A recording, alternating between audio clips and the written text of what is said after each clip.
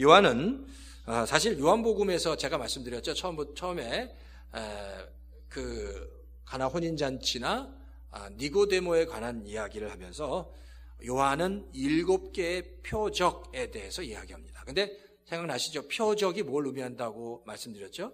사인이다 했는데 표적이라는 그 사인은 그 자체가 가지고 있는 의미가 아니라 무엇을 가르치는 것이라는 겁니다. 그런데 오늘 말씀 우리가 읽었던 나면서부터 앞을 보지 못하는 소경, 이 이야기, 이 사건, 이 소경을 눈뜨게 하는 사건은 표적이라는 거예요. 7개 중에 예수님께서 요한복음에서 말하는 7가지의 표적 중에 하나이다라는 사실을 우리가 머릿속에 둬야 한다는 겁니다. 사실 요한복음 7장과 8장과 9장은 연결되어 있습니다. 비슷한 시기에 쓰여졌는데 예수님의 그 마지막 해에 그 초막절에 일어난 사건입니다. 그리고 그 어간에 일어난 사건이다라고 보면 됩니다. 예수님께서 초막절에 갈릴리에 계시다가 이제 예루살렘으로 몰래 내려오셨습니다. 그래서 예수님이 몰래 내려오셔서 초막절 행사에 참석하셨는데 그때 아주 중요한 말씀을 하십니다. 이렇게 목마른 사람은 다 내게로 와서 마셔라. 나를 믿는 사람은 그 배에서 생수와 같이 흘러나리라. 생수가 그 배에서 흘러나리라고 말씀하십니다. 근데 여기서 말씀하시는 그 배에서 생수가 흘러나리라는 그 생수는 뭘 의미할까요? 그 생수는 성령 하나님을 의미합니다. 그 생수는 성령 하나님을 의미한다는 겁니다. 그러니까 앞으로 예수님이 이제 부활 승천하신 다음에 임할 성령님에 대한 힌트를 지금 예수님께서 이 초막절에 하고 계신다라는 겁니다. 그리고 나서 오셔서 이제 갈릴리에서 지금 예루살렘에 내려오신 다음에 한 수개월 정도 계셨는데 그때 일어난 사건이 8장과 9장의 사건이다라는 겁니다. 자, 그런데 보세요. 자, 오늘 우리가 읽었던 9장의 사건은 예수님이 예루살렘의 한 골목을 지나가시다가 날 때부터 앞을 보지 못하는 소경을 발견한 겁니다. 요한이 지금 날 때부터 앞을 보지 못하는 소경의 눈을 고치시는 그 사건을 요한이 기록하고 있다는 겁니다. 자, 그럼 우리가 이런 질문을 좀 던질 수 있을 것 같아요. 왜 요한이 지금 앞을 보지 못하는 이 소경이 눈을 뜨는 사건을 기록했을까라는 거예요. 왜 이 사건을 요한이 기록했어? 그러니까 우리가 아까 그냥 단순히 앞을 보지 못하는 사람이 눈을 떴습니다라는 그런 단순한 의미만을 가지고 있지 않다는 겁니다. 제가 뭐라고 그랬죠? 이 사건은 표적이다라고 했습니다. 그 안에 숨겨져 있는 다른 의미들, 숨겨져 있는 의미, 그리고 그 표적을 통해서 하나님의 섭리를 지금 보이려고 하는 거다라는 겁니다. 사실 요한은 1장에서도 그렇고 8장에서도 그렇고 예수님을 설명할 때 이렇게 설명합니다. 예수님이 내가 세상의 빛이다 라고 말씀하시는데 그 세상의 빛에 대해서 내가 세상의 빛이고 세상의 참빛이다 라고 말씀하시는데 그 빛에 대해서 말씀하고 있어요. 요한복음 1장 3절에서 5절에 보면 성경이 이렇게 기록합니다. 만물이 그로 말미암아 지은 바 되었으니 지은 것이 하나도 그가 없이 된 것이 없느니라. 그 안에 생명이 있으니 이 생명은 사람들의 빛이라 라고 얘기합니다. 그 안에 생명이 있는데 그 생명은 사람의 빛이라. 예수님을 설명하는데 뭐라고요? 생명의 빛이라고 얘기합니다. 근데 그 생명의 빛이 이 어둠 가운데 왔는데 어둠이 깨닫지 못했다라고 성경이 얘기합니다. 뿐만 아니라 요한복음 8장 12절에도 예수님이 이렇게 말씀합니다. 나는 세상의 빛이다. 나를 따르는 자는 어둠에 다니지 않고 생명의 빛을 얻게 된다. 그러니까 지금 예수님은 뭐에 대해서 계속 생명의 빛에 대해서 빛에 관해서 설명하고 있다는 겁니다.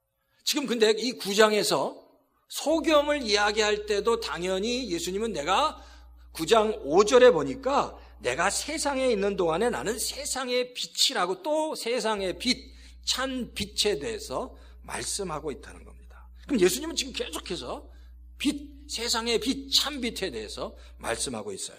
우리가 지난 크리스마스, 지난 주간에 예수님께서 빛으로 오셨는데 그 참 빛으로 오셨는데 참 빛으로 오신 이유가 뭐라고 말씀드렸죠? 무엇을 알도록 하기 위해서. 이 땅에서 뭘 알도록 하기 위해서라고 그랬죠? 참 빛으로 오신 이유는 이 땅에서 우리가 진리가 누구이신지, 진리가 무엇인지를 알도록 하기 위해서 비추러 오셨다는 겁니다. 그 진리에 대해서 보이도록 하기 위해서 이 땅에 예수님께서 비추러 오셨다라는 거예요. 자, 그럼 보세요.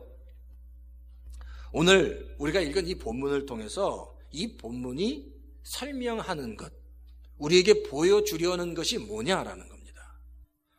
첫 번째는 예수님이 이 땅에 오셨는데 생명의 빛으로 오셨다는 것. 그 두 번째는 이 사건은 이 날 때부터 앞을 보지 못하는 소경에 관한 이 사건은 성도의 구원의 전 과정을 굉장히 압축해서 설명하고 있다는 겁니다. 이 두 가지 관점에서 이 본문을 좀 우리가 봐야 된다는 겁니다. 자, 그러면 첫 번째로 이 본문에서 누가 누구를 먼저 찾아갔냐라는 질문을 던져볼 필요가 있습니다. 자, 한번 찾아보시겠어요? 누가 누구를 먼저 찾아? 1절 한번 큰 소리로 한번 읽겠습니다. 1절. 자, 한번 성경 보세요. 1절. 다 같이 한번 크게 읽겠습니다. 시작. 예수께서 가시다가 날 때부터 눈먼 사람을 보셨다. 예수께서 가시는데 날 때부터 눈먼 사람을 보셨습니다. 이 이야기는요, 예수님 먼저 그 소경을 보셨다는 겁니다. 여기서 보셨다라는 이 헬라어로 에이도라는 뜻은 알다라는 뜻도 있습니다. 그러니까 예수님이 먼저 그 소경을 봤고 그 소경이 어떤 소경이었는지 그 다 알고 계셨다라는 겁니다. 자, 그런데 보세요. 예수님은 그 소경이 어떤 사람인지를 봤고 알았는데, 그러면 성경에 보니까 그 소경은 예수님에 대해서 알았는가? 성경은 이렇게 기록합니다. 전혀 알지 못했다는 겁니다. 예수님에 대해서 조금도 알지 못했고요, 자신이 있는 곳에 예수님이 오는지도 알지 못했고, 또한 예수님의 이름을 부르지도 않았고, 그 예수님이 어떤 능력을 가지고 있지도 몰랐습니다. 그렇기 때문에 예수님에게 자기의 이 문제를 해결해 달라고 부탁하지도 않았다는 겁니다. 자, 예수님은 이 소경에 대해서 모든 걸 알고 계셨지만 이 소경은 예수님에 대해서 전혀 알지 못했다라는 겁니다. 근데 그 전혀 알지 못하는 소경에게 예수님께서 찾아가신 겁니다. 그리고 성경에 보니까 그의 눈을 띄게 하셨다는 겁니다. 바로 이것이요, 이 과정, 이 지금 이야기가 성도가 구원받기 전의 상태를 설명해 주고 있습니다. 성도가 구원받기 전의 상태. 성도가 구원받기 전의 상태가 어떨까죠? 우리가 죄 가운데 있을 때 우리는 아무것도 모르는 겁니다. 죄 가운데 아무것도 모를 때 주님이 일방적으로 우리에게 찾아와 주셔서 우리에게 은혜를 주셨다라는 겁니다.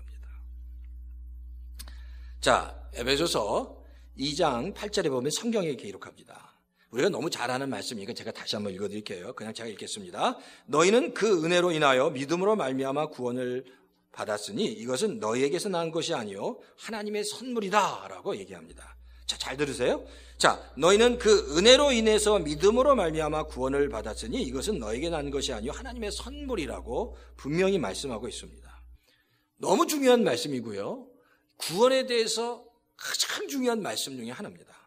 근데 이 말씀을 우리가 수없이 많이 외우면서도 우리가 구원에 대해서 크게 착각하고 있는 것이 하나가 있는데, 그게 뭐냐면 구원을 받을 때 내가 무언가를 해야지 구원을 받을 수 있다라고 생각하는 겁니다. 내가 무언가를 해야 된다. 그게 뭐냐면 내가 입으로 시인하거나 내가 믿어야 내가 구원을 받을 수 있다는 겁니다. 그러니까 구원이 내가 믿으면 구원을 얻게 되고 내가 믿지 않으면 구원을 받지 못한다는 잘못된 생각을 갖고 있다는 겁니다. 그러니까 로마서 10장 10절에도 그러잖아요. 사람이 마음으로 믿어 의에 이르고 입으로 시인하여 구원에 이른다라고 얘기합니다. 이 말씀을 생각하면서 구원의 마지막 완성이 구원을 믿음으로 고백하는 백성, 성도에 있다고 생각한다는 거예요. 그런데 이 말씀은 구원의 완성이 우리의 고백에 있다고 하는 말씀이 아닙니다.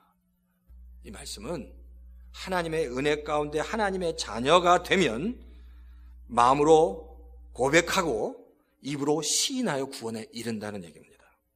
자, 그러니까 우리가 자꾸만 에베소서 2장 8절의 말씀을 잊지 말아야 됩니다. 은혜로 인해서 믿음으로 말미암아 구원을 얻은 겁니다. 은혜로 받은 겁니다. 우리에게서 난 것이 아니고 철저하게 하나님이 100% 우리에게 선물로 주신 것이 구원이다라는 사실을 우리가 잊지 말아야 되는 겁니다. 구원은 1% 아니 0.001%의 우리의 노력도 들어가지 않고 전적인 하나님의 은혜로 우리가 구원을 받고 하나님의 자녀가 됐다는 겁니다. 이 말씀을 잊지 말아야 된다는 거예요. 이겁니다. 구원이라는 게, 은혜라는 게 어떤 사람에게는 구원을 주시고 어떤 사람에게는 없는 거예요. 그게 구원입니다. 그러면 지금 그 구원을 안 받았어요. 어떤 사람이 구원을 받지 않았다면 그 사람이 영영이 받지 못하는 거냐? 또 그건 아닙니다. 지금 구원을 받지 못한 자가 받지 못한 사람이 언제 어떻게 어떤 장소에서 구원을 받게 될지는 아무도 알지 못하는 겁니다. 그 모든 구원의 과정은 하나님의 주권적 섭리 안에 있다는 것을 우리가 알아야 됩니다. 근데 사람들이 그렇게 얘기하죠. 하나님이 누구는 구원을 주시고 누구는 구원을 주시지 않는다는 말, 그렇게 듣는 거예요. 그러니까 하나님 누구는 구원을 주시고 왜 누구는 구원해 주시지 않느냐라는 이 말씀 하나를 붙잡고 하나님한테 얘기합니다. 왜 하나님은 불공평하십니까? 왜 하나님은 사랑이 없습니까? 부당하십니까? 편파적입니까? 너무하십니다. 독선적입니다. 라고 우리가 질문한다는 거예요. 왜 누구는 구원을 주고 왜 누구는 구원을 주지 않습니까? 그 좋은 것을 왜 누구는 주고 누구는 안 주냐는 거예요. 근데 이거는요, 하나님의 은혜와 인간의 그 상태를 모르기 때문이다라는 겁니다. 구원이라는 게 바로 그거예요. 이렇게 구원을 우리가 이렇게 생각합니다. 하나님이 살아갈 수 있는 자격, 구원받을 수 있는 자격을 가지고 있는 여러 사람들이 있는데 그 중에 하나님께서 하나님의 마음에 드는 사람, 하나님이 좋아하는 사람, 하나님 보시기에 열심히 일하는 사람을 그냥 선택하는 게 아니라는 겁니다. 살 수 있는 자격이 있는 사람을 하나님께서 좋아하는 사람과 하나님이 기뻐하는 사람을 그냥 선택하는 게 구원이 아니다라는 겁니다.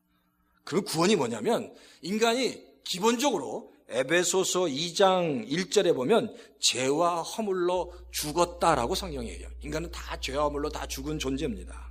그래서 죄와 허물로 죽었기 때문에 인간은 아무것도 할 수 있는 것이 없다는 겁니다. 아무것도 할 수 없는 존재, 완전히 죽은 존재, 흙이나 티끌 같은 존재, 아무 희망이 없는 존재, 그게 바로 인간이다라는 거예요. 완전히 죽은 존재라는 거예요.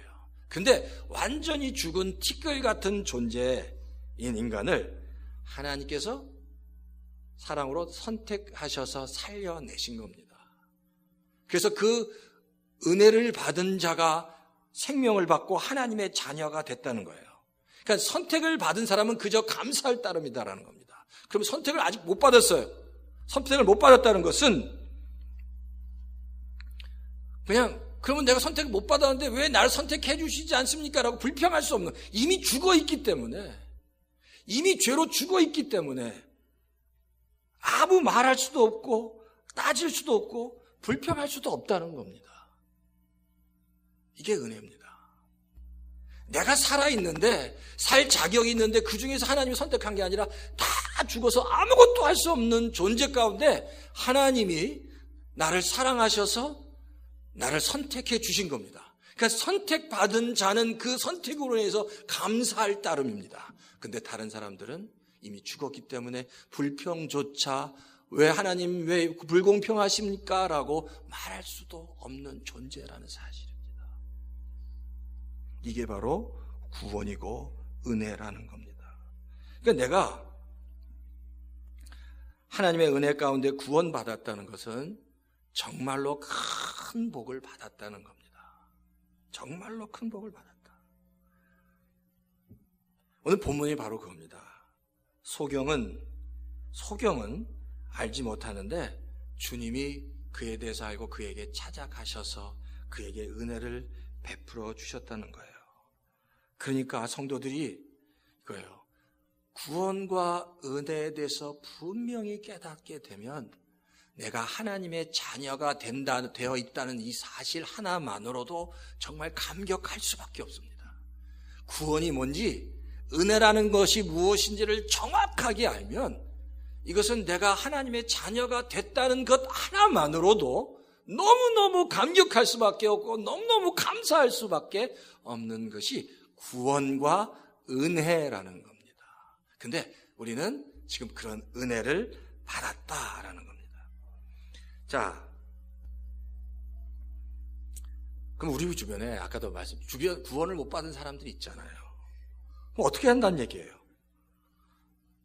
그러면 근데 사실 구원을 받지 못한 자들, 그 구원을 받지 못한 자들은 끝까지 구원을 받지 그렇지 않다는 거예요.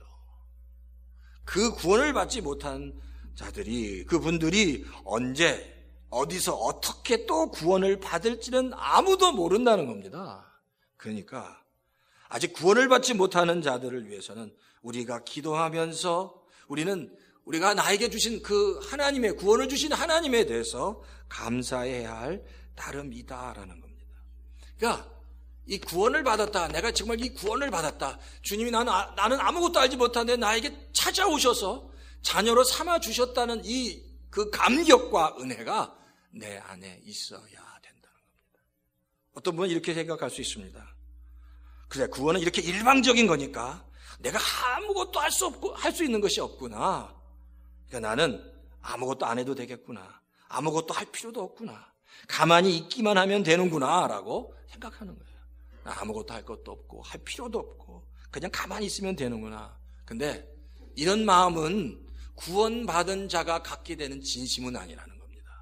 구원받은 자는 그 하나님의 은혜로 오로지 감사할 따름입니다. 나 같은 죽을 수밖에 없는 나를 구원해 주셨다는 것, 그 은혜에 대한 감격이 내 안에 있어야 합니다. 이 감격이 내 안에 있어야 이 땅을 살아가는 하나님의 백성이 어떤 환경 속에서도 흔들리지 않는 믿음과 은혜를 누릴 수 있다라는 겁니다. 그 은혜가 바라기는 우리 열린교회 성도님 가운데 이 자리에 구원받은 백성, 하나님의 은혜로 구원받은 백성으로 이 자리에 앉아있는 것이 이것이 하나님의 얼마나 큰 은혜인지 웬 사랑인지 분명히 우리 깨달으시는 성도님, 열린교회 성도님 다 되시기를 주의 이름으로 축원합니다. 자, 두 번째는 보세요. 그럼 제자들이 지금 이런 질문을 합니다. 이 눈먼 사람이 있는데 날 때부터 보지 못해서 지금 이 소경인 사람이 있는데 이 사람이 누구의 죄입니까? 라고 얘기합니다. 그 사람의 자신의 죄입니까? 아니면 부모의 죄입니까? 라고 묻습니다. 그때 예수님께서 3절에 이렇게 얘기하십니다. 이 사람이 소경이 된 것이 이 사람의 죄도 아니고 그 부모가 지은 죄도 아니다라는 거예요. 다만 그것은 하나님께서 하시는 일을 그에게 드러내시려고 한다라고 성경이 얘기합니다. 이걸요, 개역 성경은 이렇게 표현합니다. 그에게서 하나님이 하시는 일을 나타내고자 함이라. 그에게서 하나님이 하시는 일을 나타내고자 함이라라고 얘기합니다. 당시 유대인들은요, 그 사람들이 겪는 질병과 고통과 불행이 그 사람의 부모의 죄악과 그 사람의 죄와 연결되어 있다. 그 사람이 당하는 고통과 불행이 그 당사자의 죄 그리고 부모의 죄의 그 뿌리가 된다라고 생각했습니다. 그런데 그것은 아주 잘못된 생각입니다. 이건 이방 종교에게서 온 그 영향이다라는 사실입니다. 이 부분에 대해서 유진 피터슨이 이렇게 설명을 하는데 아주 기가 막히게 설명을 잘했습니다. 제가 한번 읽어드릴게요. 잘 들어보세요. 이 9장 3절에 가는 해석입니다. 너희는 지금 엉뚱한 질문을 하고 있구나. 누군가 비난할 대상을 찾고 있단다. 하지만 이 사람의 불행은 그 사람이나 그 사람의 부모가 지은 죄의 결과가 아니야. 눈을 돌려 하나님이 이 소경을 통해서 무엇을 하실지를 바라보라 라고 말하고 있습니다. 그러니까 지금 이 이야기의 포커스는 뭐예요? 이 소경에 대한 포커스는 이겁니다. 하나님께서 이 소경을 통해서 하실 일을 바라보라는 겁니다. 그러니까 이 사건에서 두 가지 다른 견해가 있죠. 첫 번째, 바리새인들과 유대인들은 도대체 이 사람이 소경이 되는데 이 소경이 된 원인이 뭡니까? 누구의 죄 때문일까? 라고 자꾸만 얘기하고요. 예수님은 이 소경을 보면서 이 소경을 통해서 하나님이 무슨 일을 하실지를 보라고 말씀하고 있다는 거예요. 근데 죄인은 항상 그래요. 죄인은 다른 사람을 정죄하고 도대체 이 소경이 누구 죄 때문입니까? 라고 생각한다는 거예요. 때때로 죄인인 우리들도 그런 생각에 사로잡혀 있습니다. 그러나 예수님 분명 말씀하시잖아요. 이 사건을 통해서 우리가 봐야 될 것은 이 소경인 자를 통해서 하나님이 무슨 일을 하실지를 보라고 말씀하고 있다는 겁니다. 자, 그러면 보세요. 이 소경을 통해서 하나님이 하실 일이 뭐냐는 거예요. 하나님의 일이 뭐냐는 겁니다. 하나님의 일은 말 그대로 예수님이 함께 하시니까 이 앞을 보지 못하는 소경이 앞을 보게 됐다는 겁니다. 앞을 보지 못하게 된 소경이 앞을 봤다는 겁니다. 근데 단순히 이것만이 다가 아니라는 거죠. 이게 뭐라고 그랬죠? 표적이라고 했습니다. 그냥 앞을 보지, 육신적으로 앞을 보지 못하는 소경을 보게 하셨다는 것이 지금 이 요한이 설명하고 하지 않은 이 요한이 들고 있는 이 본문의 내용 전부가 아니라는 겁니다. 또 다른 그냥 육신의 눈을 열어보게 하는 것뿐만 아니라 육신의 눈처럼 닫혀있는 영의 눈을 열어서 생명의 빛을 보라는 얘기입니다. 지금 유대인들이, 바리새인들이 13장 이후에 보면 논쟁을 벌입니다. 이 소경이 날 때부터 앞을 보지 못한 이 소경이 눈을 떴다는 것을 자신들도 압니다. 자신들도 알아요. 그리고 직접 인터뷰를 합니다. 그 부모를 인터뷰합니다. 정말 당신의 자녀가 날 때부터 소경이었습니까? 라고 물어요. 그리고 자신들도 아는데 집요하게 묻습니다. 자신들도 그가 날 때부터 소경이었고 예수님이 그의 눈을 고치셨다는 걸 아는데 유대인들은 그것을 끝까지 인정하지 않습니다. 왜? 정말 열려야 할 눈이 열리지 않는 겁니다. 열려야 할 눈이 열리지 않는 거예요. 근데 주님이 요한이 이 메시지, 지금 이 본문을 통해서 그냥 육신의 눈을 열어서 보게 한 것뿐만 아니라 우리가 봐야 할 참된 진리가 무엇인지를 영의 눈을 열어서 보라는 겁니다. 영의 눈을 열게 되면 생명의 빛을 깨닫게 되고 그때 진리가 무엇인지, 진리가 누구인지, 진리가 얼마나 그 소중한 것인지, 그 진리를 받은 자가 얼마나 큰 축복인지, 하나님의 은혜가 얼마나 큰 축복인지, 그 구원의 은혜가 얼마나 큰 축복인지를 알게 된다는 겁니다. 마태복음 14장 44절에 보면 그 보화를 캐내는 사람의 비유가 나옵니다. 그 보화를 찾은 자는 자신이 가지고 있는 모든 소유를 다 팔아서 다시 사는 이유가 있습니다.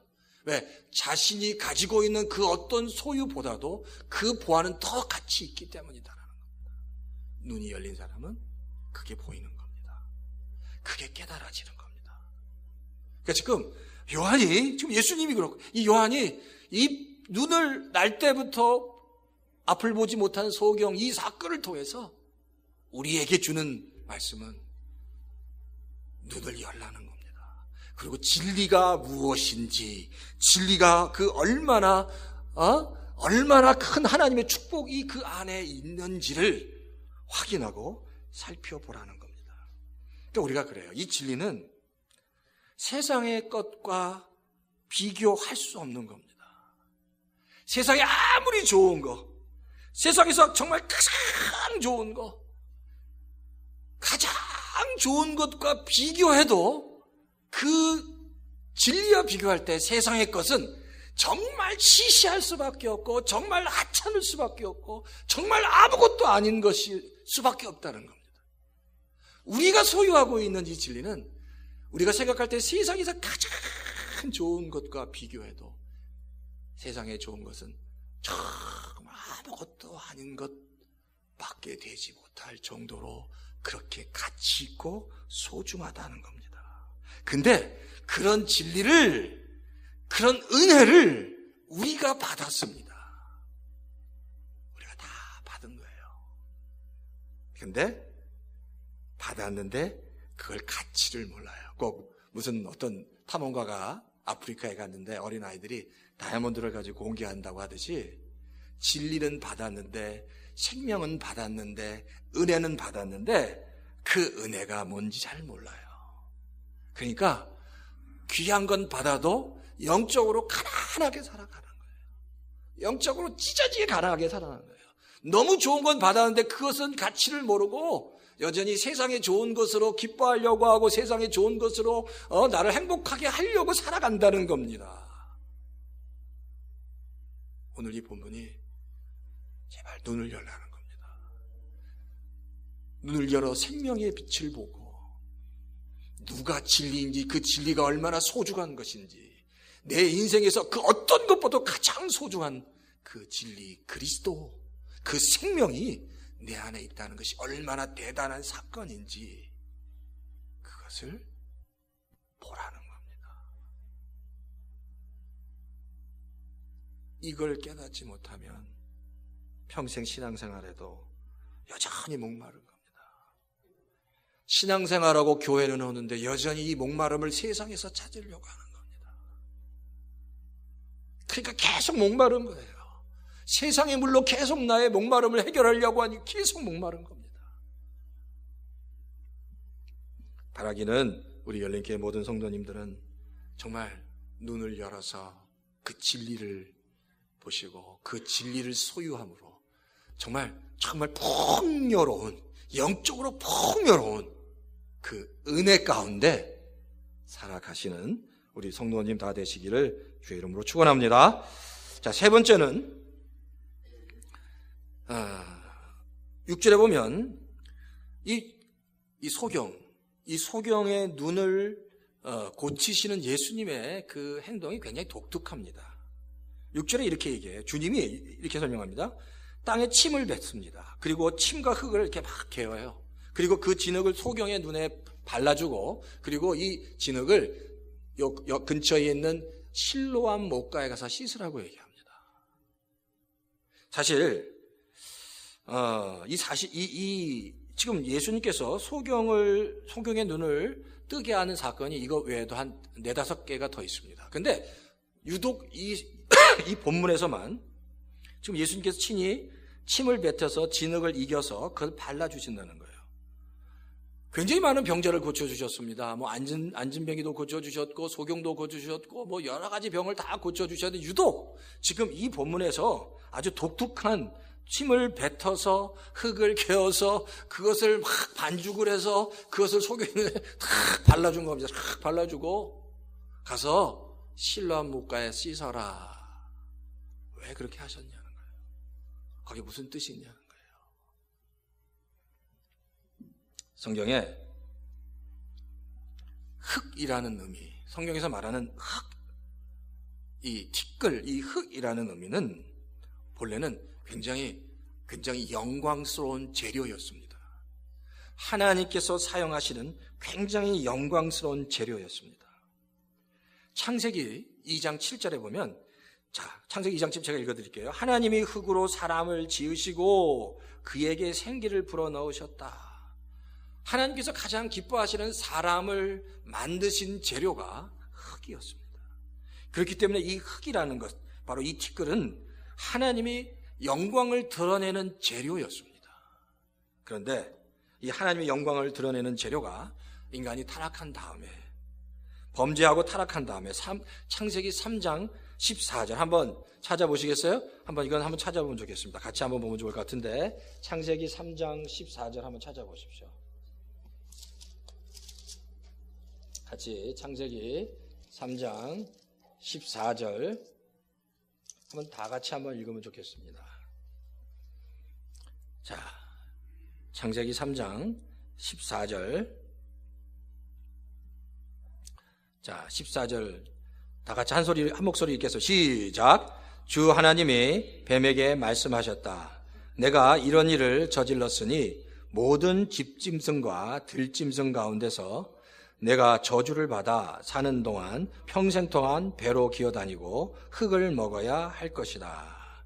자, 뱀에게 저주하는데 너가 이런 일을 저질렀기 때문에 평생 동안 배로 기어다니면서 흙을 먹는다라는 거예요. 흙을 먹는다는 얘가 지금 뱀에게 저주의 이야기입니다. 저주를 받아 너는 흙을 먹게 될 것이다 라고 얘기합니다. 또 19절에 보면 바로 이건 인간에 대한 이야기인데 19절 보면 너는 흙에서 나왔으니 흙으로 돌아갈 것이다. 그때까지 너는 얼굴에 땀을 흘려야 나다를 먹을 수 있을 것이다. 너는 흙이니 흙으로 돌아갈 것이다. 바로 인간이 타락한 후에 이 흙이라는 개념이 저주와 고난과 고통의 상징이 됐다는 겁니다. 타락하기 전에는 이 흙이라는 것이 하나님의 영광스러운 인간을 창조하신 아주 영광스러운 재료였는데 타락한 이후에 그 흙이라는 것은 저주와 고난과 고통을 상징하게 되었다는 거예요. 근데 지금 주님이 침을 뱉어서 그 진흙을 이겼다는 이야기는 지금 이 소경이 당하고 있는 이 고난과 이 어둠이 예수 그리스도의 은혜, 침이라는 예수 그리스도의 은혜가 같이 섞여진다는 얘기입니다. 그리고 그 진흙이 그 눈에 발려질 때 그 눈이 열려지고 그때서야 비로소 이 소경이 눈을 떠서 볼 수 있게 됐다는 겁니다. 그 이야기는 죄 가운데 저주 가운데 있는 인간 가운데 하나님의 은혜가 침투해서 뚫고 들어와서 지금까지 보지 못했던 참 진리, 생명의 빛을 통해서 새로운 영적인 세계를 보게 하시겠다는 말씀입니다.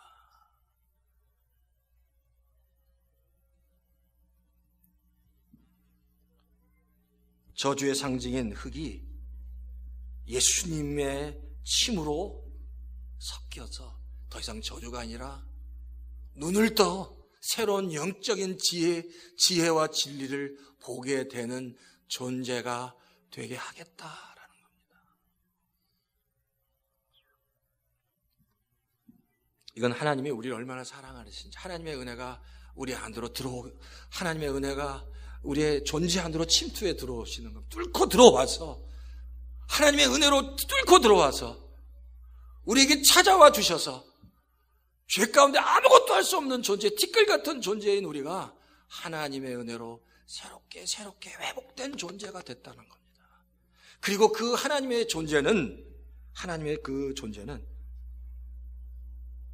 고린도후서 4장 얘기한 것처럼 그 질그릇에 담겨진 보화와 같이 아주 값진 것이어서, 값질 뿐만 아니라 능력이 있는 것이어서 우겨쌈을 당해도, 답답한 일이 있어도, 아무리 힘들고 어려운 일을 당해도 그런 환경의 지배를 받지 않고 능히 이겨나갈 수 있는 권세와 권능이 그 안에 있다라는 겁니다.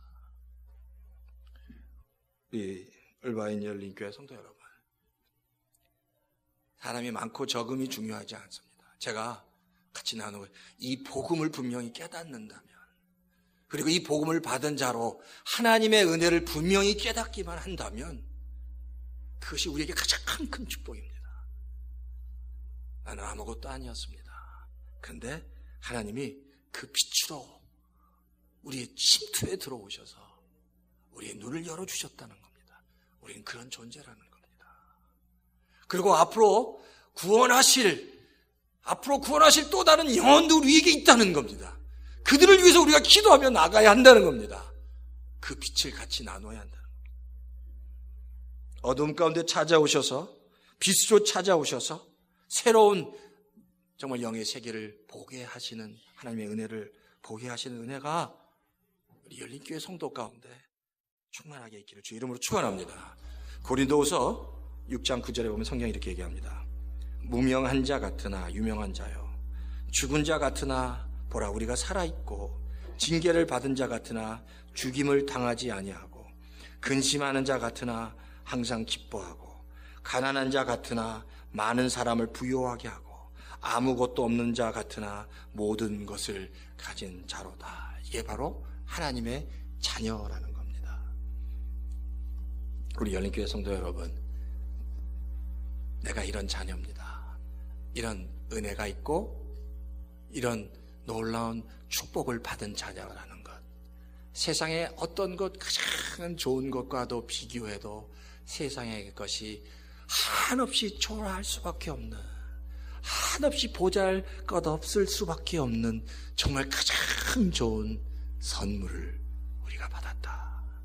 바로 이 은혜에 다시 한번 깨닫고 2015년도 잘 마무리 짓고 2015년도는 우리의 은혜의 근거, 기쁨의 근거가 하나님 세상에 있지 않습니다. 하나님이 주신 은혜에 있습니다. 사랑에 있습니다. 2016년도에는 그 깊은 하나님의 은혜가 내 안에서 조금 더 깊이 뿌리를 더 깊이 내서 깊이 깨달아 가게 해 주십시오 라고 하나님께 기도하시는 우리 열린교회 성도들 다 되시기를 주의 이름으로 축원합니다.